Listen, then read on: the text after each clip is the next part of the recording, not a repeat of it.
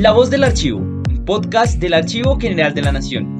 En este espacio conocerás más sobre la labor de nuestra entidad, sus servicios y la importancia de los archivos en la preservación de la memoria del país. Bienvenidos. Este es un programa emitido en Radio UNAL, en el formato de la Memoria de la Nación y que hace parte del repositorio del podcast La Voz del Archivo.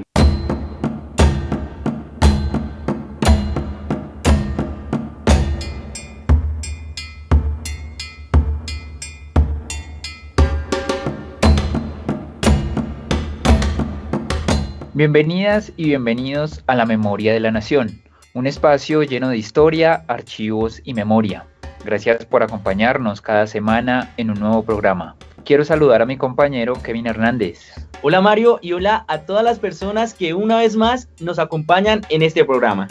Bueno, Kevin, le cuento que el pasado jueves 13 de marzo se reinauguró la exposición Quitarse la venda de los ojos en el Archivo General de la Nación. Una muestra artística que no solo es arte, es resistencia y memoria viva. En este evento también se anunció el inicio de un proceso muy importante, el diálogo para un posible renombramiento de los fondos documentales Caciques e Indios y Negros y Esclavos. El pasado 12 de mayo tuvo lugar la primera conversación en el auditorio Virgilio Barco del Archivo General de la Nación. En un programa anterior pudimos conversar sobre la exposición y la importancia de este diálogo para un posible renombramiento de los fondos. En este programa continuaremos nuestro diálogo sobre los 10 puntos para las reparaciones históricas desde el arte, el ciclo de conferencias en el 2025 y las primeras impresiones que ha dejado esta apertura del diálogo. Para ello, nos acompaña Diana Angulo Ramírez, asesora del despacho de la Vicepresidencia de la República para los temas relacionados con las reparaciones históricas y la justicia étnica y racial y docente de la Cátedra de Estudios Afrocolombianos. Bienvenida, profesora Diana. Buenos días para todos y todas. Muchas gracias, Mario, de nuevo por la invitada a este programa.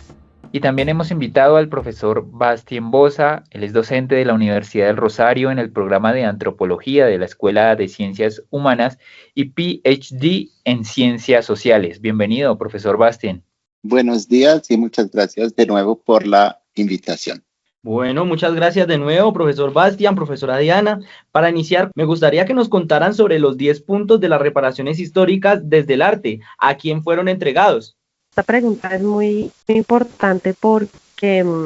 artistas que hacen parte de la exposición Quitarse la venda de los ojos, en el marco de esta apertura, de este diálogo para este posible renombramiento de los fondos documentales del Archivo General de la Nación, específicamente los que se han denominado caciques e indios y negros y esclavos, pues propusieron 10 puntos para las reparaciones históricas desde el arte, la cultura, retomando un poco algunos ejercicios que se han hecho ya antes, sobre todo en CARICOM, que es como un espacio dentro del marco del sistema internacional donde se reúnen 15 países del Caribe y donde han construido 10 puntos por las reparaciones históricas y la justicia reparatoria por los procesos de esclavización. Y allí digamos que se recogen unos puntos muy importantes que tienen que ver con pedir perdón, condonar la deuda de estos países y puntos relacionados con temas de salud, educación, empleabilidad y trabajo, además de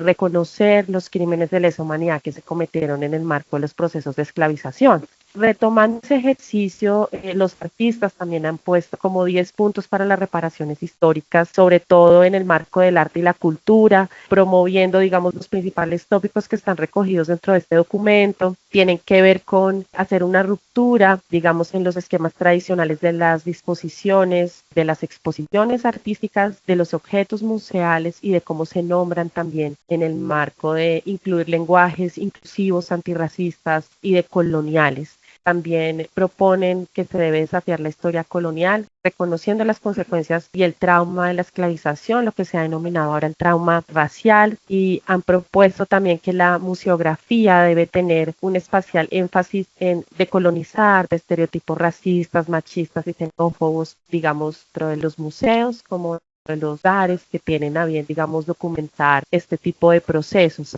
Este documento fue entregado a la gerente de Justicia Étnica y Racial, que es Ana Margarita González, con el fin de que estos puntos sean tenidos en cuenta en un proceso en el que ha entrado la Vicepresidencia de la República en el marco de la Comisión Intersectorial Nacional para las Reparaciones Históricas, que tiene que ver con la política pública para la erradicación del racismo y la discriminación racial, que va a tener un enfoque reparador histórico de manera transversal dentro de toda la política. La idea es que estos 10 puntos sirvan de insumo para esa política pública, estimado Mario, en conjunto también con otros 10 puntos para las reparaciones históricas que se han construido desde el Pacífico colombiano, un proceso que se desarrolló el año pasado. Ya que nos habla pues sobre todo este tema histórico, ¿por qué es importante repensar la historia de Colombia? Bueno, yo creo que es muy conocida la frase según la cual la historia siempre se cuenta desde el punto de vista de los vencedores. Puede parecer un poco cliché, pero si pensamos en cómo se ha contado la historia del país, uno puede ver que hay un desequilibrio que hizo que finalmente, a pesar de todas las transformaciones en la disciplina histórica desde la mitad o incluso antes de la mitad del siglo XX, para decir, no, tenemos que cambiar la manera de contar la historia, ya no debe ser una historia solamente heroica de las batallas, de los grandes hombres, entre comillas, de la nación, solamente de la política, sino una historia social, una historia que incluye voces múltiples, incluyendo las personas que no fueron heroicas o que no fueron dominantes, sino el pueblo, las mujeres, las minorías étnico-raciales, cuya historia había sido invisibilizada de algún modo por los grandes relatos nacionales que se enseñaban en las escuelas. Entonces yo creo que la disciplina histórica ha evolucionado mucho, pero que la manera pública que tenemos de contar la historia necesita pues ser actualizada, necesita tomar en serio el hecho de que todas las vidas importan y no solamente las vidas de las personas más privilegiadas y más poderosas en la sociedad. Entonces es una tarea muy compleja, lenta, porque hemos todos incorporado de algún modo ideas sobre qué es lo que es valioso en la historia. Existen nombres de las instituciones, de los monumentos que tienden siempre a favorecer esa visión muy heroica de la nación. Y entonces el gran reto es decir, pues esa historia tiene muchos problemas, tanto en términos de la misma verdad de lo que se cuenta, como en términos éticos, y debemos aprender que tener una visión crítica, una visión que incluye muchas voces, una visión que también no habla solamente de lo glorioso y de lo lindo, sino también de las violencias sobre las cuales se ha construido el país. No es una historia que va en contra de la nación, al contrario, es una historia que permite fortalecerla, ¿no? Entonces es un reto porque muchas personas pues prefieren la versión más tradicional, la versión de glorificación de ciertos héroes, más que una versión que también mira aspectos del pasado que son dolorosos, que incomodan, pero un poco desde el proyecto pensamos que, por eso la exposición se llama Quitarse la venda de los ojos, que es tiempo, tenemos la madurez, hay las investigaciones suficientes para ya empezar a contar una historia que no solamente es más real, más verdadera, porque toca aspectos que existieron y que es necesariamente importante tocar, sino una historia que puede ser, si la hacemos bien, sanadora, en el sentido de que para sanar las heridas del pasado, pues hay que reconocer primero que existieron y hay que, a través de ese reconocimiento, también pensar en procesos de sanación de esas violencias para construir la historia, pues como sabemos, sigue siendo presente en nuestro mundo, lo sigue moldeando, y tener conciencia de eso, pues es lo que nos puede ayudar también a construir un futuro donde hay cosas que ya no podemos aceptar.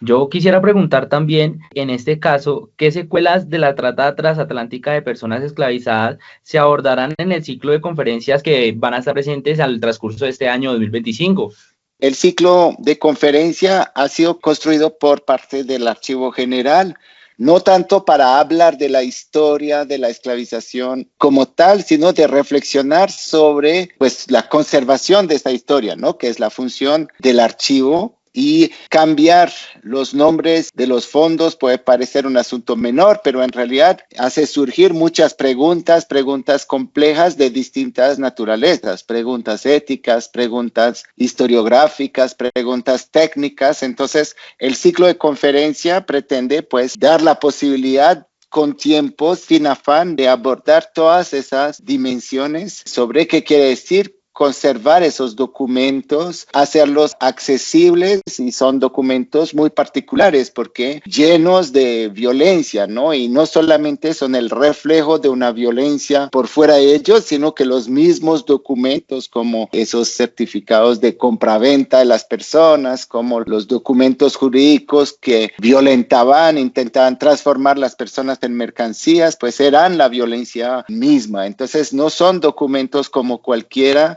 son documentos muy sensibles. Entonces, la primera conferencia fue, yo creo que lo más básico para iniciar la discusión, y es entender la historia de esos fondos, ¿no? No son solamente los documentos que tienen una historia, sino cómo los hemos conservado, cuándo hemos empezado a agruparlos para conformar ese fondo, y eso fue un elemento esencial para iniciar la discusión. Y lo que aprendimos es que los fondos vienen siendo constituidos a final del siglo XIX en una lógica que era no solamente subjetiva, podríamos decir, pero un poco que iba en contra de las normas a nivel internacionales de cómo se constituyen los archivos, pero que fue algo que sucedió en América Latina, donde se cogía documentos de distintas procedencias y se agrupaban en función de una afinidad temática, ¿no? Y entonces la conferencia creo que fue muy importante para iniciar la reflexión. Luego vendrán unas sesiones donde se invitarán las comunidades descendientes de las víctimas de la trata y del despojo, tanto de las comunidades afrodescendientes como indígenas, para saber cómo en esas comunidades hay una relación ambigua con esos documentos, porque son necesarios para entender el pasado y la historia,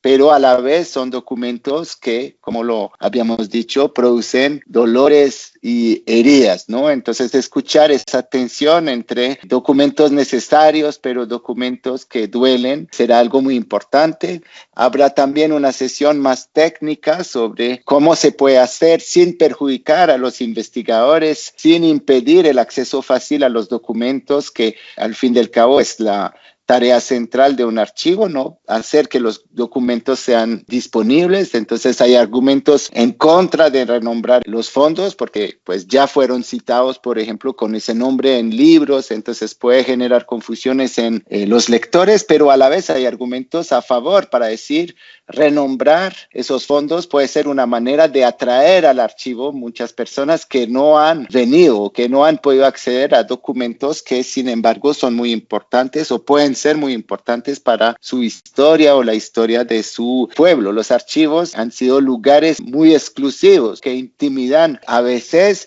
y pues la apuesta es decir que no debe ser así. El archivo debe ser un lugar donde se crean las condiciones para que las personas lleguen a los documentos en las mejores condiciones. Y finalmente, pues la idea del ciclo de conferencia es también involucrar los académicos, los investigadores, los historiadores, las personas de distintas disciplinas que utilizan esos archivos para escribir y dar a entender ese pasado, ¿no? Y que tienen ese gran reto de cómo utilizar documentos violentos para escribir una historia que no sea violenta, sino que rompe con la lógica del archivo, ¿no? Para volver a encontrar las historias de las personas que fueron víctimas, un poco lo que hablábamos ahora.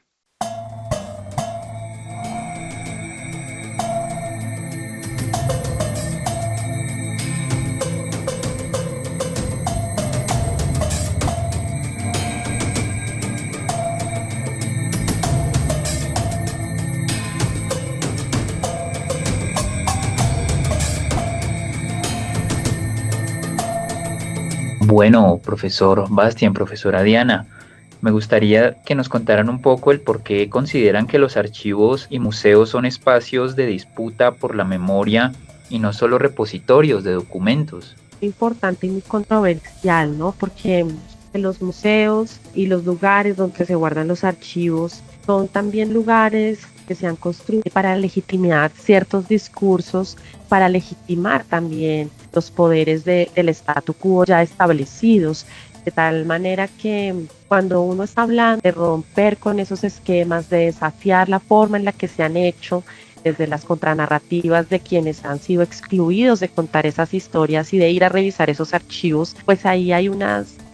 limitantes y unos desafíos respecto de quiénes han construido esa historia, cómo la han querido contar y cómo queremos venir a contarla otros que habíamos sido excluidos de esos espacios y de esos lugares. Pensando justamente en cómo se ha constituido el archivo desde una matriz colonial, igual que los museos, que son lugares de reproducción de ese colonialismo y de ese extractivismo del colonialismo, en el que muchas veces los objetos y las narraciones y representaciones de los pueblos étnicos allí han sido producto del despojo y del robo, producto justamente del imperialismo y del sistema esclavista. De tal manera que poder encontrar un punto en el que se entienda que esos patrones deben ser deconstruidos para producir nuevas narrativas es un desafío. Digamos que la historia ha sido contada principalmente en lugares de élite por los historiadores, y creo que ahí es muy importante que la gente empiece a revisar desde un punto de vista crítico cuál es su rol en contar esa historia y cuál es su papel también en contarla y cómo se incluyen nuevos actores para contar esas historias. Ahora también, haciendo un link un poco con lo que estaba diciendo Bastián, yo considero que la historia también es un lugar que puede ser de sanación y que puede ser una cura para sanar justamente los conflictos con los temas de memoria, porque además la memoria es uno de los tantos objetos de estudio de la historia. Así que pensar también cómo se va a seguir contando esa memoria, qué es lo que quiere ser recordado, cómo quiere ser recordado y desde qué lugar, es uno de los retos de estos lugares, de los museos y de los archivos, para poder incluir como otras dimensiones que han sido marginadas de la legitimación del poder, hablando específicamente de las narraciones de los descendientes de las víctimas de la trata transatlántica y cómo se incluyen estas voces de los pueblos en la revisión de los archivos para incluir estas versiones siquiera fragmentadas de las vidas de las personas esclavizadas o libres o que hicieron cimarronaje durante la colonia, y que es importante de construir los imaginarios sociales y construir unas nuevas memorias colectivas que nos permitan reivindicar en el presente todas estas narrativas acerca de la colonización, el imperialismo, los procesos de esclavización colonial, y cómo podemos entender hoy que a pesar de que las personas de origen o ascendencia africana e indígena en el pasado fueron tratados como objetos y mercancías, cómo empezamos a dignificar y humanizar esas historias y cómo incluimos, digamos, de maneras creativas e innovadoras dentro de la academia estas nuevas formas de entender la historia y de seguir contándola. Bueno, profesora Diana, ya en estos momentos estamos llegando a la parte final de este programa y yo quisiera preguntarle cómo ha sido la respuesta de la ciudadanía hasta el momento sobre este inicio de la conversación y si ha habido resistencia a este proceso. Bueno, yo creo que la respuesta que hemos escuchado por el momento ha sido muy positiva. Sabemos que son asuntos complejos que pueden generar incomodidades, pero gratamente desde que hemos iniciado el proceso, en particular en la Universidad del Rosario, nos hemos encontrado más que todo con personas que finalmente se sorprenden un poco al inicio de la iniciativa, pero que muy rápidamente entienden lo necesario que es finalmente enfrentar un pasado cuya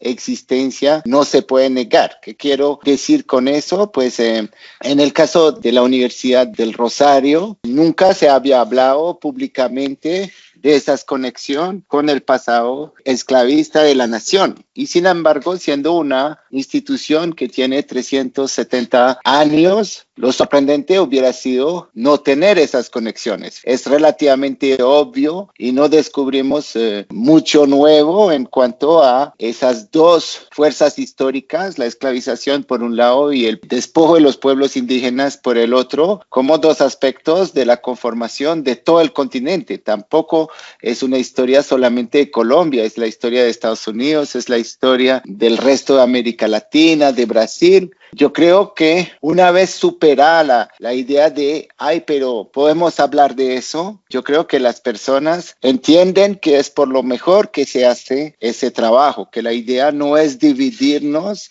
que la idea no es crear tensiones entre unos y otros, sino realmente entender que es la historia compartida de todo el continente y que queremos avanzar, si queremos construir pues sociedades más justas, lo importante es hablarlo. Y obviamente sabemos que en ciertos contextos hay oposiciones a esas historias. Todos conocemos en este momento el caso de Estados Unidos, donde el nuevo gobierno ha incluso prohibido, y en varios estados lo han hecho, hablar de esos temas, por ejemplo, en los colegios, o financiar proyectos de investigación relacionados con estos temas, pero hasta ahora siento que la situación colombiana es distinta. No se han pronunciado voces radicales para decir no podemos hablar de este pasado, al contrario, no, tanto en la universidad como en el archivo, como en todas las instituciones en las cuales hemos podido iniciar ese diálogo. Yo creo que hay esa buena voluntad de decir es necesario, es razonable, y no debemos tenerle miedo a abrir esos espacios de discusiones. Obviamente no todos estamos de acuerdo y está bien que sea así, no tienen por qué todos los ciudadanos pensar de la misma manera, y el debate es muy sano en relación con este asunto, pero yo siento de todas formas que hay un acuerdo mínimo, y es que es importante hablar sobre esos temas, reconocerlos y verlos como algo que nos hace crecer como sociedad, como academia también. Bueno, profesor Bastien, profesora Diana, no me queda nada más que agradecerles por haber participado el día de hoy en este segundo programa que hemos tenido con ustedes. Muchísimas gracias. Bueno, muchísimas gracias, y invitar a todos los interesados, ¿no?, a esos espacios que están abiertos, que están disponibles en líneas para los que no pudieron asistir presencialmente, y escuchar, ¿no?, las opiniones, las ideas, las propuestas de todos en relación con esos asuntos. Muchas gracias. Correcto, profesor Bastien. Profesora Diana, muchísimas gracias por haber participado el día de hoy. Ya está abierta la invitación para todas y todos nuestros oyentes a participar de este diálogo que hemos abierto en el Archivo General de la Nación. De esta manera llegamos al final de este episodio en la Memoria de la Nación, un programa realizado por el Archivo General de la Nación y transmitido a través de Radio UNAL. Muchas gracias, profesor Bastien, muchas gracias, profesora Diana, y muchas gracias a todas las personas que una vez más nos acompañan en esta nueva emisión. Nos escuchamos en un nuevo episodio. Hasta pronto.